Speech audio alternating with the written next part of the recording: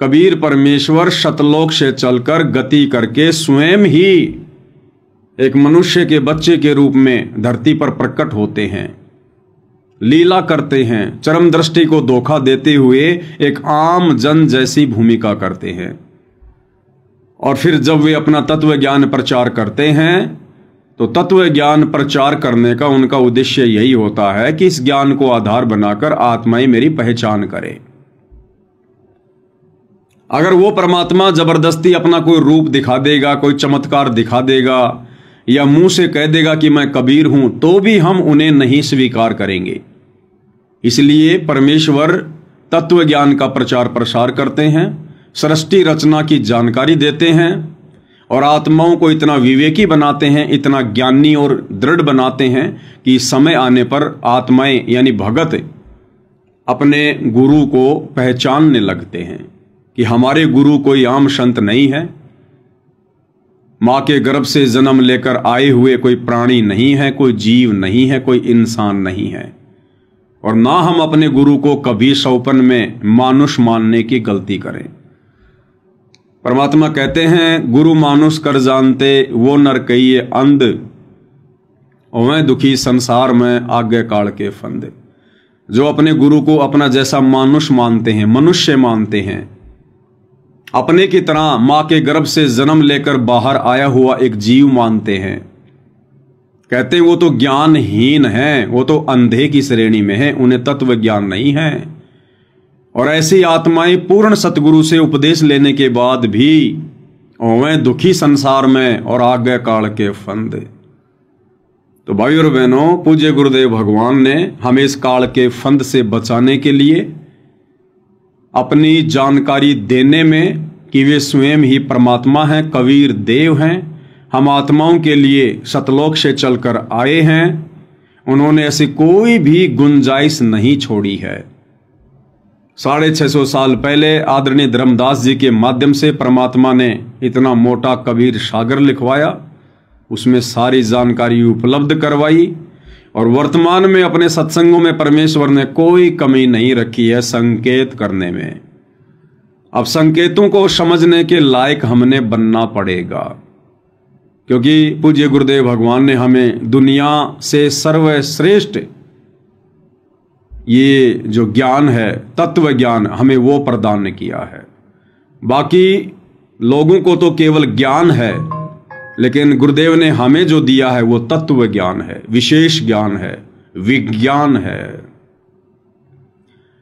और यदि अब भी हम इस तत्व ज्ञान रूपी टॉर्च की रोशनी में अपने गुरुदेव भगवान को नहीं पहचानेंगे तो धिक्कार है भाई और बहनों आप और हमारी भक्ति पर और इस मनुष्य जन्म पर, जिस मनुष्य जन्म का मकसद ही गुरु को परमेश्वर के रूप में पहचान कर आजीवन उनकी मर्यादाओं में रहकर मोक्ष प्राप्त करने के लिए मिला है। तो हमने अब गुरुदेव भगवान के संकेतों को समझना चाहिए। और संकेत कब समझ में आएंगे? जब गुरुदेव भगवान की खुद की रजा होगी, उनकी मेहर होगी। और ये मेहर भाई और बहनों किस प्रकार से बनती है? ये 2 प्रकार से बनती है। ये मेहर कोई मार्केट में किसी दुकान पर नहीं मिलती है, रिश्वत से नहीं मिलती है। इस मेहर के 2 प्रकार हैं। पहला प्रकार हमारे पूर्व जन्मों की जो भक्ति है, जो भक्ति धन है, पूर्व जन्मों के मजबूत भक्ति संस्कार जिसके जितने ज्यादा हैं, उस आधार से वो आत्मा तुरंत इस ज्ञान को स्वीकार कर लेती है, भक्ति पर दृढ़ हो जाती है और गुरु को परमात्मा मानने में तनिक भी देरी नहीं करती है। और जब गुरु को परमात्मा मान लिया, उसके बाद वो आत्मा दृढ़ हो जाएगी, कभी शोपन में भी मर्यादा तोड़ने की नहीं सोचेगी। तो ऐसी आत्मा पर फिर सतगुरु मेहर करते हैं, उसकी भक्ति देखकर, उसके भाव देखकर, उसकी मर्यादा देखकर। और दूसरा तरीका मेहर प्राप्त करने का, यदि हमारे जन्म जन्मांतरों के शुभ संस्कार ज्यादा नहीं हैं, तो वर्तमान में गुरुदेव भगवान ने हमें जो शास्त्र अनुकूल सत्य भक्ति दी है, इस भक्ति को मर्यादा में रहकर करने से बहुत जल्दी हमारे शुभ कर्म बनना शुरू हो जाते हैं। तो 2 में से एक तरीका तो हमने गुरु को पहचानने के लिए, उनकी मेहर प्राप्त करने के लिए अपनाना ही पड़ेगा। बाकी हाथ पकड़िए परमात्मा किसी को भी आगे नहीं चलाएगा, हाथ पकड़ के किसी को भी धक्का मार के सतलोक लेकर नहीं जाएगा, अन्यथा फिर इनका काल के साथ किया गया एग्रीमेंट टूट जाता है। काल ने कहा था परमात्मा आप नीचे जाओगे, इन आत्माओं को समझाओगे, आपसे मेरी विनती है, मेरी प्रार्थना है, आप किसी के साथ जबरदस्ती ना करना, बाय फोर्स किसी को सतलोक लेकर ना जाना। जो आपके ज्ञान को स्वीकार करे, मर्यादाओं में रहकर आपकी भक्ति करे, उन्हीं को सतलोक ले जाना। तो परमात्मा ने कहा कि ठीक है भाई, जो मेरे ज्ञान को ही नहीं समझेगा, जो मुझे ही नहीं समझेगा, फिर ऐसी निकम्मी आत्मा को भला सतलोक ले जाकर मैं क्या करूंगा? वो फिर से बकवाद करेगा, मुझे फिर से नीचे पटकने पड़ेंगे। तो भाई और बहनों, अब हमसे दोबारा ऐसी कोई गलती ना हो, जो गलती हम युगों युगों से सतगुरु की शरण प्राप्त होने के बावजूद भी करते ही आ रहे हैं। गुरु को मानुष मानने वाली गलती, गुरु को ना पहचान कर अपना अनमोल मनुष्य जीवन बर्बाद करने वाली गलती। तो एक छोटे से सत्संग के माध्यम से पूज्य गुरुदेव भगवान ने हमें क्या समझाया है, और इस सत्संग से हमने यही समझना है कि संकेत क्या होते हैं। परमात्मा सीधे सीधे अपने आप को परमात्मा नहीं कहेंगे। आज से पहले खूब कहा उन्होंने अपने आप को परमात्मा। सतयुग से लेकर और 650 साल पहले तक, यानी कलयुग के प्रथम चरण तक, इस परमात्मा ने सरेआम कहा, खुलेआम कहा कि हम ही अलग अल्लाह हैं, कुतुब गोश और पीर, गरीब दास खालिक धनी, हमरा नाम कबीर। सरेआम परमात्मा ने लाखों चमत्कार किए, बेहिसाब अपने भक्तों को सुख दिए, तुरंत राहत प्रदान की, आंखों के आगे जन समूह के सामने मुर्दों को जिंदा किया, किसी की कटी हुई गर्दन जोड़ी तो किसी की कटी हुई उंगली जोड़ी। बड़े बड़े राजा महाराजाओं को परमात्मा ने नतमस्तक किया।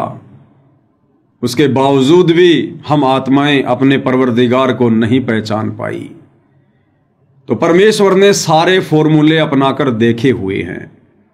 इसलिए ये वर्तमान का समय पूज्य गुरुदेव भगवान ने, कबीर परमात्मा जी ने ज्ञान आधार का चुना है, हमें शिक्षित किया है, धर्मशास्त्रों से परिचित करवाया है, अपनी महिमा से परिचित करवाया है, अपने परमेश्वर होने के विषय में सैकड़ों प्रमाण धर्मशास्त्रों से दिए हैं।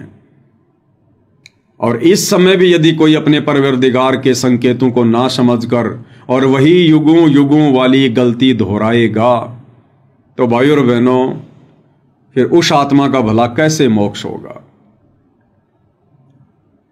आज दास के वीडियो पर किसी जगत वाले भाई ने छोटा सा कमेंट किया कि अरे नादान पवन दास, मूर्ख प्राणी, तू कभी तो अपने गुरु जी को संत रामपाल जी कहता है, कभी उनको कबीर जी कहता है, तेरा कोई स्टैंड है कि नहीं है?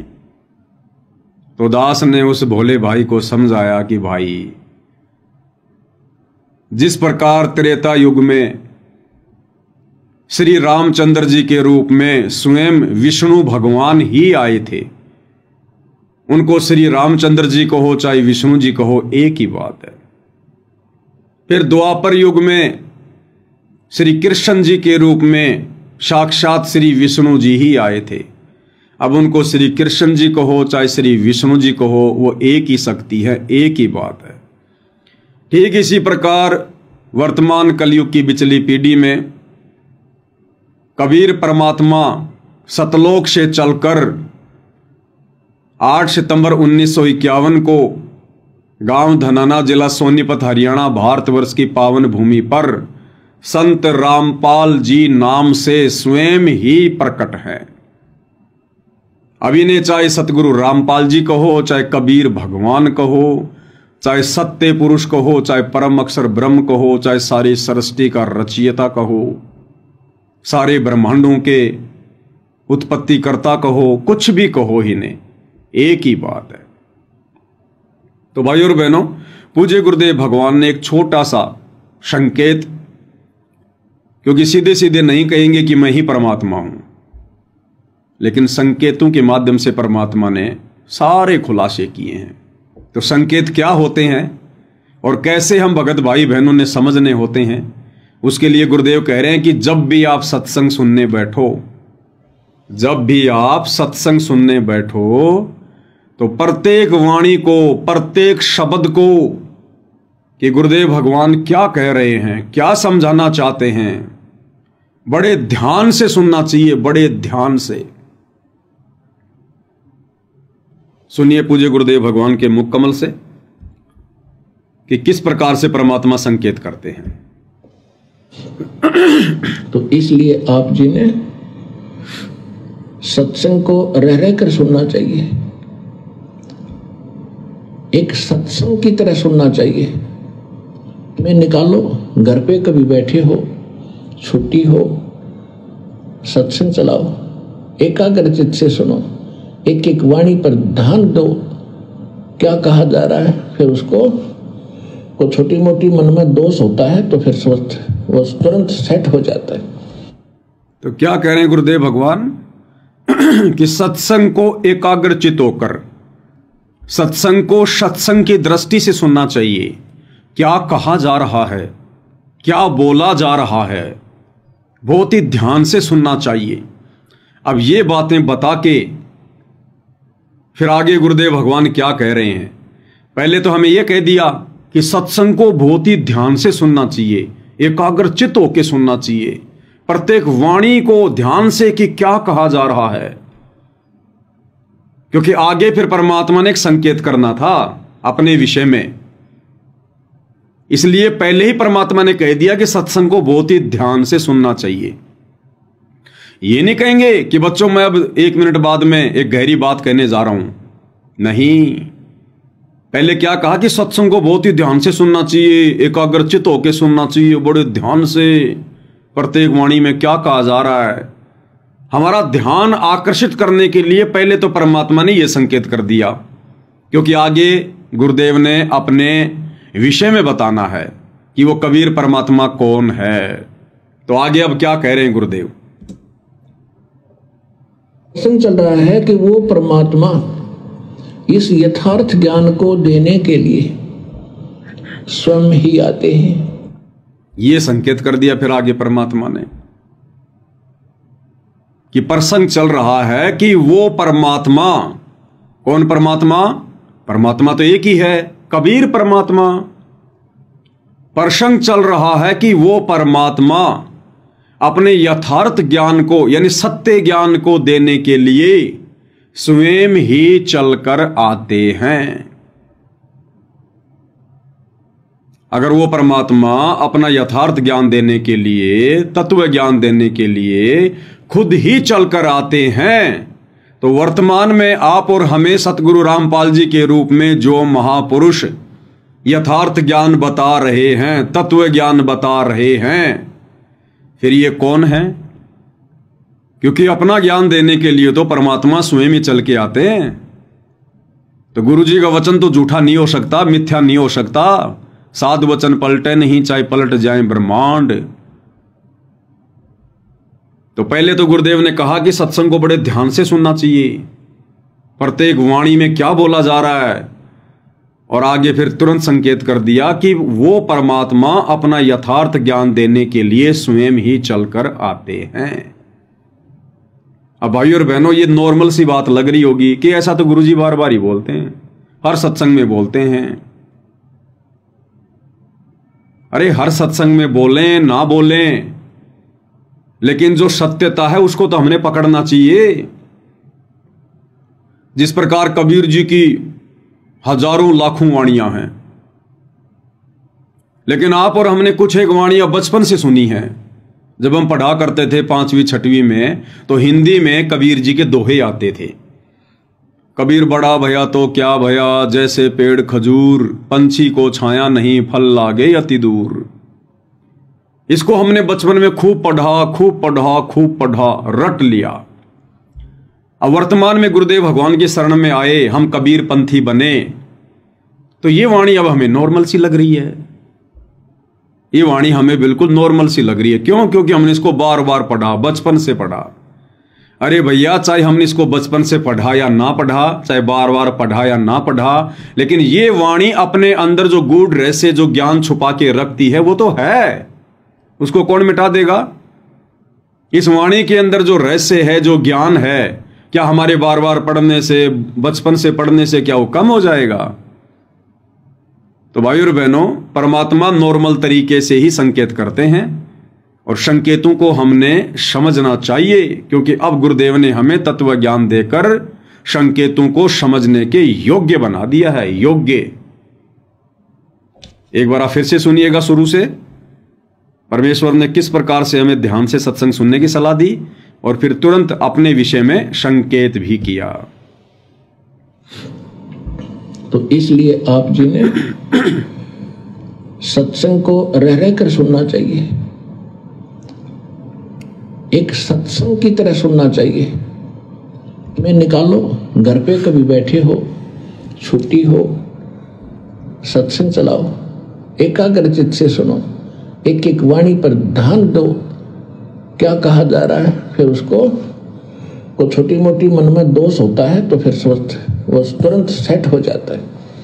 तो प्रसंग चल रहा है कि वो परमात्मा इस यथार्थ ज्ञान को देने के लिए स्वयं ही आते हैं। सभी वेद प्रमाण करते हैं। ऋग्वेद मंडल नंबर 9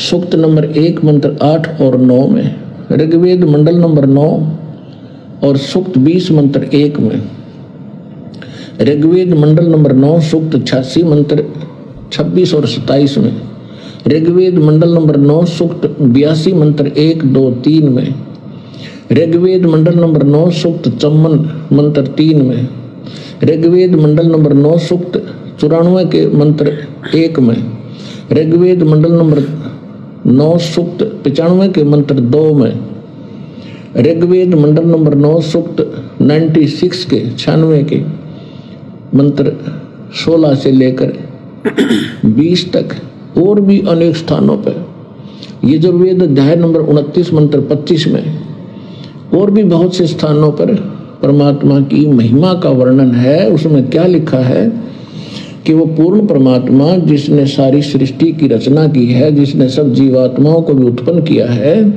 वो ऊपर के लोक में, ध्रुवलोक माने तेजो में लोक में, उसके तीसरे पोर्शन में बैठा, टॉप मोस्ट प्लेस पे, और वहां से गति करके आते हैं और इतनी तेजी से आते हैं जैसे बिजली, विद्युत आके ऊपर आकाशीय बिजली चलती है। और किस उद्देश्य से आते हैं? अच्छी आत्माओं को मिलते हैं, उनको तत्व ज्ञान से परिचित कराते हैं। किस उद्देश्य से आते हैं भाई और बहनों? क्या कह रहे हैं गुरुदेव भगवान? वो परमात्मा सतलोक से गति कर कर किस उद्देश्य से पृथ्वी पर आते हैं, प्रकट होते हैं? अपनी अच्छी आत्माओं को मिलते हैं, उनको तत्व ज्ञान से परिचित करवाते हैं। क्या उद्देश्य है? अपनी अच्छी आत्माओं को आकर मिलते हैं, उन्हें तत्व ज्ञान से परिचित करवाते हैं। अब भाई और बहनों, सतलोक आश्रमों से जुड़े हुए जितने भी हमारे गुरु भाई बहन हैं, गुरुदेव का कलयुगी परिवार, उनके बेटा बेटी, भाई बंधु, रिश्तेदार जो उपदेशी हैं, अगर हम उनकी दृष्टि से विचार करें तो ये तो अच्छी आत्मा नहीं है। ये आश्रमों से जुड़े हुए भाई बहन, चाहे वो 1 करोड़ हैं, 2 करोड़ हैं, ये तो अच्छी आत्मा नहीं है। क्योंकि गुरुदेव क्या कह रहे हैं कि परमात्मा किस उद्देश्य से आते हैं? अच्छी आत्माओं को आकर मिलते हैं, तत्व ज्ञान उनको समझाते हैं। तो इन भाई बहनों को जो आश्रमों से जुड़े हुए हैं, इनको तो विश्वास ही नहीं है कि सतगुरु रामपाल जी ही कबीर जी हैं। तो इनकी तरफ से तो फिर कबीर भगवान धरती पर आया ही नहीं, कबीर भगवान तो धरती पर आता ही नहीं, इनको तो कबीर भगवान मिले ही नहीं। क्योंकि परमात्मा तो कहते हैं कि वो अच्छी आत्माओं को आकर मिलते हैं। तो ये विश्वास तो साध संगति से जुड़े हुए भाई बहनों को हुआ है कि वर्तमान में धरती पर शतलोक से चलकर शरीर गति करके सतगुरु रामपाल जी आए हैं 8 सितंबर 1951 को। ये स्वयं कबीर भगवान हैं। तो इस हिसाब से तो आप और हम हैं वो अच्छी आत्माएं, साध संगति से जुड़े हुए भाई बहन, जिनको आज कबीर भगवान आकर मिल चुके हैं, हमें विश्वास हो चुका है। अन्यथा इन आश्रम वाले भाई बहनों को तो विश्वास ही नहीं अभी तक कि सतगुरु रामपाल जी ही कबीर जी हैं, स्वयं परमात्मा हैं। क्योंकि परमात्मा तो आकर अपनी अच्छी आत्माओं को मिलते हैं, तो इनके अनुसार तो कबीर परमात्मा तो दाढ़ी मूछ वाले हैं। तो भाई और बहनों, ये भी आप और हमारे ऊपर एक बहुत बड़ी रजा, एक बहुत बड़ी दया कि हमें ये बात समझ में आ गई, इस घोर कलयुग में समझ में आ गई, जहां लोग तरह तरह की भ्रमणाओं में फंसे पड़े हैं, भगवान को लेकर, भक्ति को लेकर। दुनिया वालों की तो बात ही क्या करें, जिनको परमेश्वर रामपाल जी ने आकर तत्व ज्ञान समझाना चाहा, जिनको अपनी शरण में लिया, वो भाई बहन भी कबीर जी कौन है, कहां है, इस बात को लेकर पूरी तरह से भ्रमित हैं। इन्हें अभी तक केवल यही पता है कि कबीर जी सतलोक में रहते हैं, कबीर जी के दाढ़ी मूछ है, और कबीर जी तो 650 साल पहले आए थे। इन आश्रमों से जुड़े भाई बहनों को यह विश्वास नहीं है कि कबीर जी 8 सितंबर 1951 को सतलोक से चलकर आ चुके हैं और वर्तमान में सतगुरु रामपाल जी के रूप में धरती पर प्रकट हैं। इनको इस बात का विश्वास नहीं है, और जब तक ये विश्वास नहीं होगा तब तक भाई और बहनों, वो तत्व ज्ञान जो परमात्मा हमें समझाने के लिए आते हैं, वो हमें समझ में नहीं आएगा, बिल्कुल भी समझ में नहीं आएगा। जब तक हम अपने गुरु को मानुष मानते रहेंगे, ये बात हमें लाख जन्म भी समझ में नहीं आएगी, लाख जन्म भी। एक सत्संग में पूज्य गुरुदेव भगवान ने बिल्कुल क्लियर कर रखा है कि गुरु को मानुष मानने वालों के मन में कभी न कभी दोष आएगा। गुरुदेव ने कहा कि जो यहां भी रहते हैं,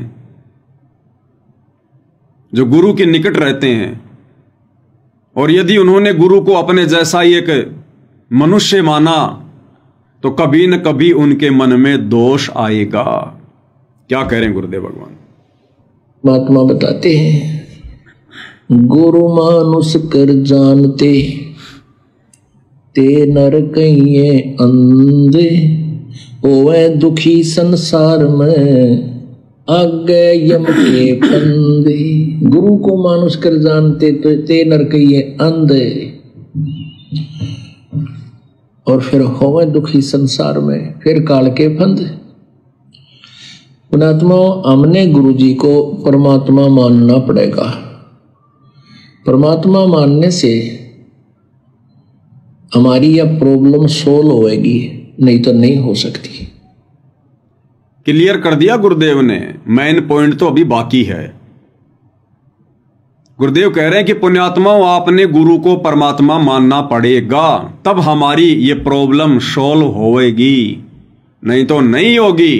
कौन सी प्रॉब्लम? जन्म और मरण वाली, गधे कुत्ते सूअर बनने वाली। अगर इस प्रॉब्लम को हमने सॉल्व करवाना है तो हमने अपने गुरु को परमात्मा यानी कबीर जी मानना पड़ेगा। ये गुरुदेव भगवान अपने अनेकों सत्संगों में क्लियर कर चुके हैं, लेकिन नादान संगत काल प्रेरित है, ये बात उनके समझ में नहीं आ रही है। और जो अपने गुरु को परमात्मा मानकर भक्ति नहीं करेगा और भले उनके साथ भी रह रहा है, यानी जो दूर बैठकर गुरु को मानुष मान रहे हैं, उनकी तो बात छोड़ो, जो गुरु के 24 घंटे साथ भी रहते हैं और फिर भी गुरु को अपना जैसा मनुष्य मान रहे हैं, उनके मन में भी कभी न कभी दोष आएगा, और दोष आ गया तो वो मोक्ष प्राप्त नहीं कर पाएगा।